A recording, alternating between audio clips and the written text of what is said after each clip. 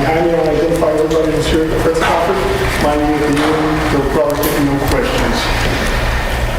So with us today, we'll have Chief Villegas, Lieutenant Reeves, Sergeant Campbell with the Olmos Park Police Department. We also have Mayor Aaron Harrison, City Manager Mike Pedro, Regional Director Vincent Luciano, CID Major Ronald Sines, Texas Ranger Perez, all from the Texas Department of Public Safety, FBI Assistant Special Agent in Charge, Edwin Pagoda, Bexar County District Attorney Joe Gonzalez, and Assistant Bexar County District Attorney Millie Powers and Casey Sandoval. So I will turn it over to the Chief.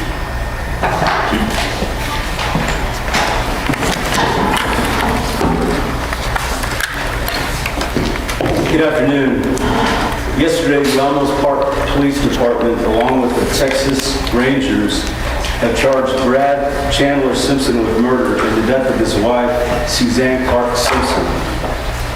We realize that this doesn't bring closure to Suzanne's family, but we hope it will allow them to enter the next phase of their grieving process with more clarity. We'd like to thank Suzanne's family for their support and strength throughout this investigation. They are asking for respect of their privacy, especially for the minor children. There are also many agencies that have helped us in this investigation, and we offer them our sincerest gratitude. This thorough and tireless investigation has been conducted in efforts to find justice for Suzanne and her family. We want to recognize the Bexar County District Attorney Joe Gonzalez and his office for their advice and support with the complexities of this investigation. They now begin their work on the prosecution phase of this case. We also want a special thank you to the Department of Public Safety and the Texas Rangers who have worked tirelessly with us. And we thank you very much, along with all the support from the citizens that we've had. We'd like to thank the family and the public, and we want them to know that the search for Suzanne is still ongoing. The Simpson family provided us with this message today to read. So I'll introduce Mr. Clark Simpson.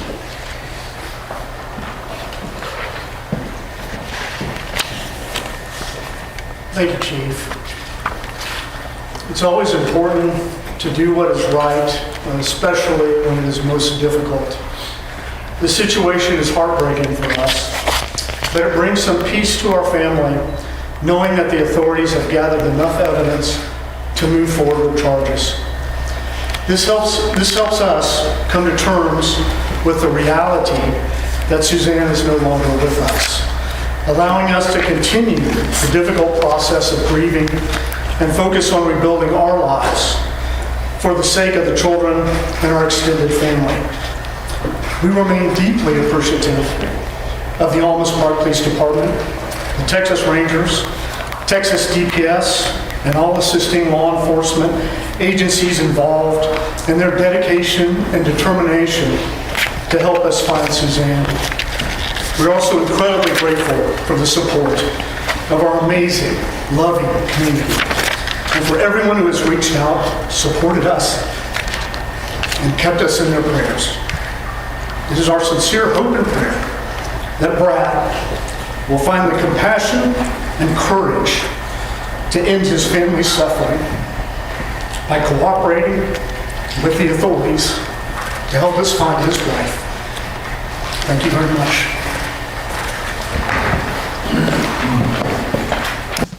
Thank you. We'll have Lieutenant Ruiz from the Olmos Park Police Department reiterate some of this in Spanish for you.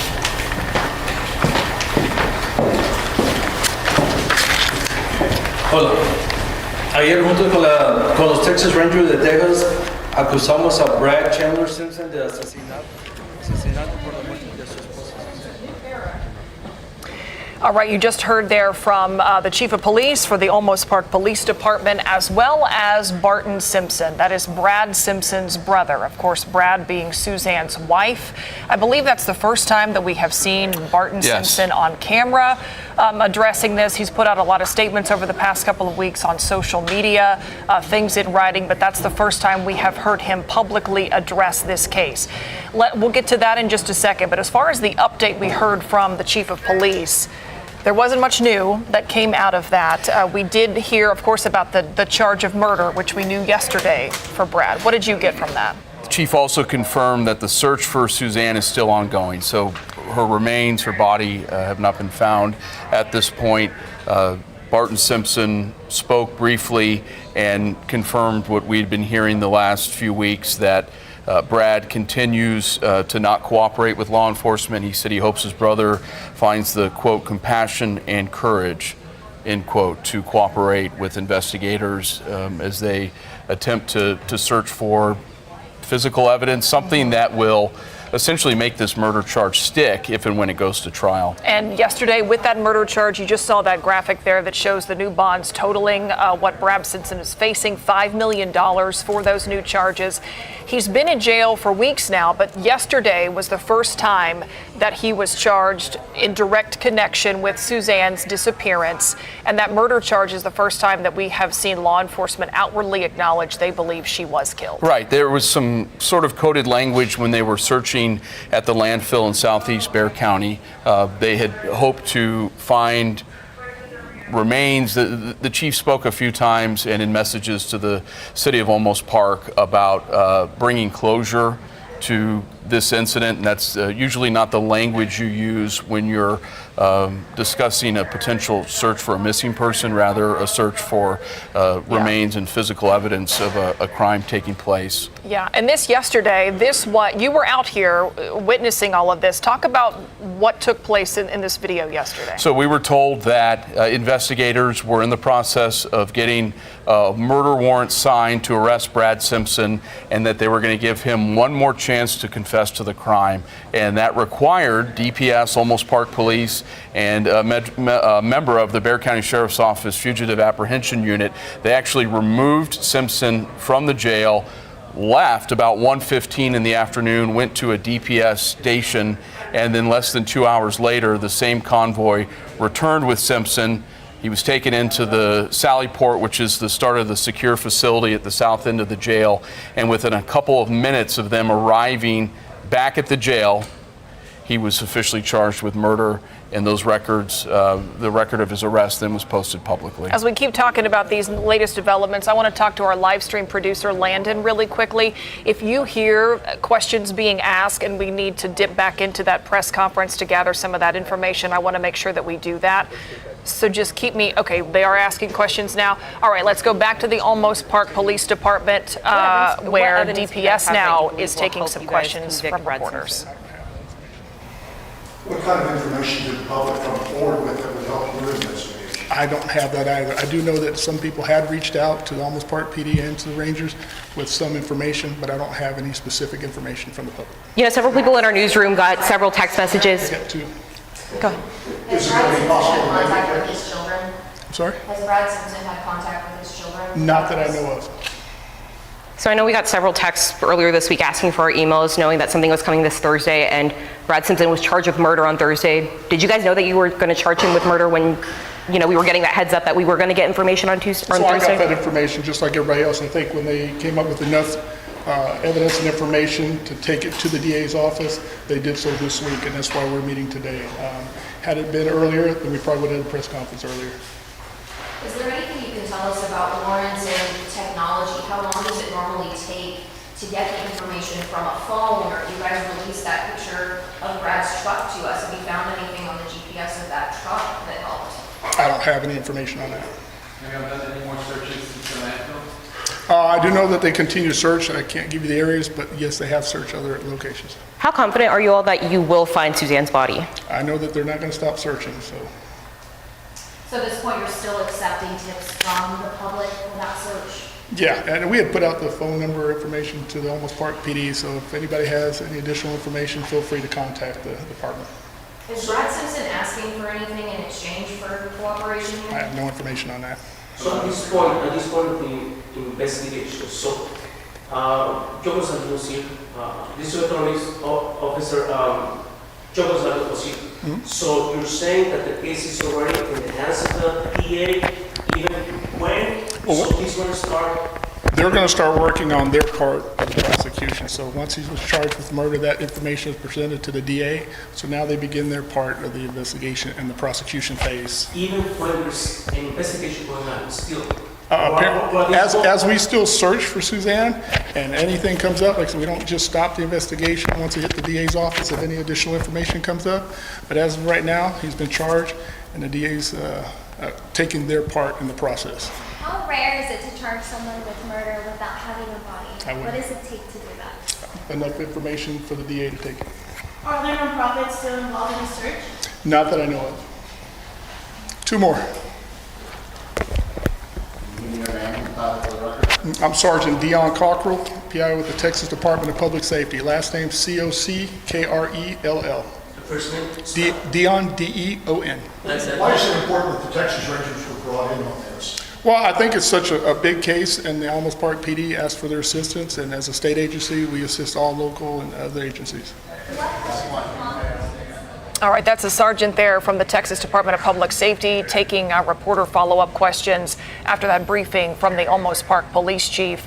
Again, we did learn today that, of course, Suzanne is still missing. The search for her is continuing. And after that charge yesterday with Brad Simpson now facing a murder charge for her death, something else has happened today as far as his business associate is concerned. He's been in jail on charges of tampering with evidence in connection to this case, and he's now posted bond. He has posted bond on both charges, and at last check was being outfitted with a GPS monitor. As far as we can tell, this is the first time he had ever been at the Bexar County Jail, and that process of being booked and then eventually released takes a little longer if you're not a person who has been in their custody before. So at last check, he had posted bond, was being outfitted for a GPS monitor. That can take anywhere from 6 to 12 hours. They have a new court system, Odyssey, that they moved to several months ago. That tends to delay releases. So maybe this afternoon, potentially early evening, James Cotter will be free on house arrest with a GPS monitor and will be leaving the Bexar County Jail. So I know that we were asking some questions yesterday as we saw Cotter's bond dramatically decrease, and then we saw the charge for Simpson, his bond increase. Do we know yet if there is any connection between those two? I have not heard anything that Cotter is cooperating with law enforcement and is assisting with their investigation of his longtime friend and business associate. You look at the timing, though. This was a request for a bond reduction that was made in October. They had an afternoon hearing. They reset it so that a member of Cotter's family could come and testify about whatever financial means they had to procure his release. That didn't take place. It was reset again.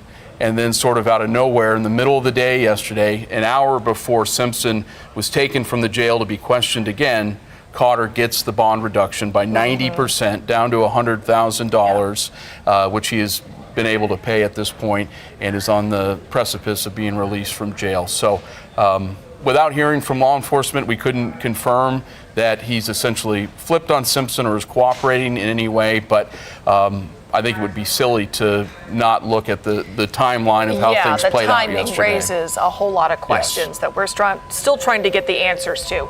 We're going to continue giving you updates about this case, walk you through the very latest developments, as well as what we heard from Barton Simpson. That is Brad Simpson's brother. This is the first time today we have heard him on camera addressing the latest on this case. We're going to take a quick break. Stay with us. We'll be right back.